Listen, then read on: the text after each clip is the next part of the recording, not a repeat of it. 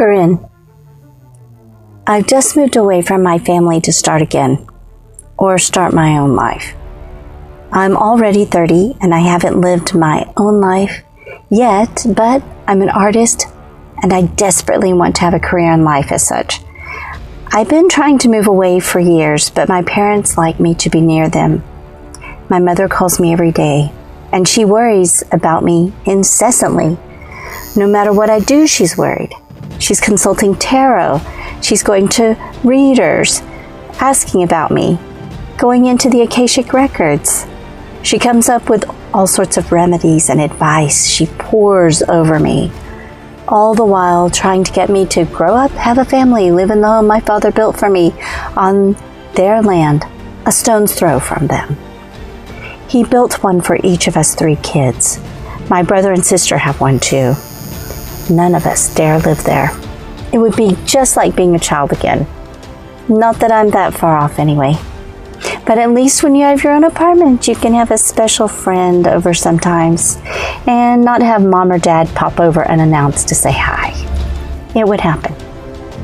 So about 3 years ago, I began putting together a plan in my mind to leave Austin and move to the East Coast and have some time away from everyone, get my art studio, paint away the rest of my life. I didn't know what I was getting into. I had never fully supported myself or had to really do anything on my own if I didn't want to. Mom talked me into staying around a lot longer than I planned and told me that the stars weren't yet aligned, that there was someone living there in Austin I would meet soon who would make a nice partner for me and be a caring father to children. She found me a little shared art space I would visit and paint. But I wanted a large art space to myself and get lost in my own world. What my mom saw in her meditations for me didn't sound like what I needed and wanted, which was primarily me. I did marry once when I was young, 20. My parents sort of arranged it. The man was from Saudi Arabia, like my loving, helpful, controlling father. He really only did what he thought were the things you do for your family. He had grown up in Saudi, where it is customary to build a house for each of your children so they have a good start in life. They were only trying to make easy and comfortable for us the things that were normal for people to do. Grow up, potentially go to college, especially here in the States for both genders, find a spouse, have a home and children, build your livelihood. It's not out of the ordinary to do these things. It's almost just biological. And so, wanting the pretty dress and to be engaged and have someone else take care of me, it would be so easy. Well, the pressure of growing up was stressful. So I went along with this man being the one. He was fine. Pretty nice looking, nothing abnormal or disquieting. His family were a bit much, but I didn't meet them until they arrived for the wedding. He was an accountant. He was polite and courteous on dates and made me a picnic once in the few months I knew him. He liked me. It was enough. But then reality of marriage set in, and I was running from my mom within 2 weeks. I often stayed over at my parents' in my old room, like I wasn't married at all. He would politely ask me, "Corrin, you're a wife now. What are you going to do to contribute to our home and relationship? I don't expect you to work if you don't want to, but you can work. It's just that when I get home after a long day at work, I am tired. It would be nice if,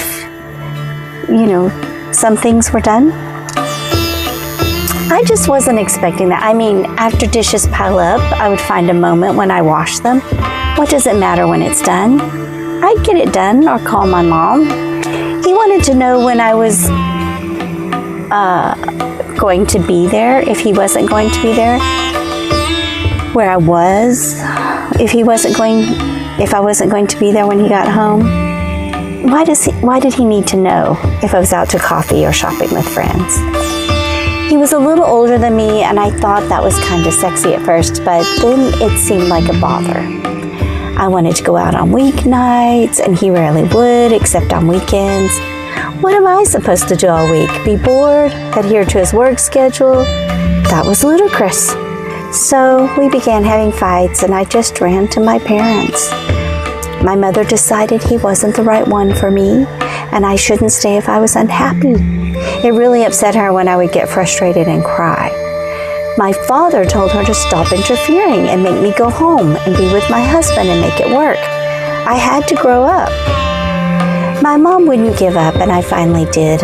I gave up on being married, and we got a divorce. Since then, I've spent most of my time with just little jobs and living in an apartment my father mostly pays for, and just basically doing what I want. It's not like there was anything else for me to do. I want my own studio. I wanted one big enough that it was only me. I couldn't find one there in Austin like that for a price Dad would pay for. I'm an artist. I love painting more than anything. I do. As a little girl, I was always drawing and pasting things together. I loved it. And well, I want that joy as an adult too. I just don't get the same thrill from shopping or hanging out with my parents or any of my college classes that weren't art. I had begun painting while going to St. Edward's, and for a while, I had an apartment near there. I began constructing the plan, and then this. I heard from a friend of mine who went to college in Massachusetts. There are these huge old industrial buildings from the industrial era that had sat abandoned all this time. Now they were being turned into, among other things, apartments and enormous art studios.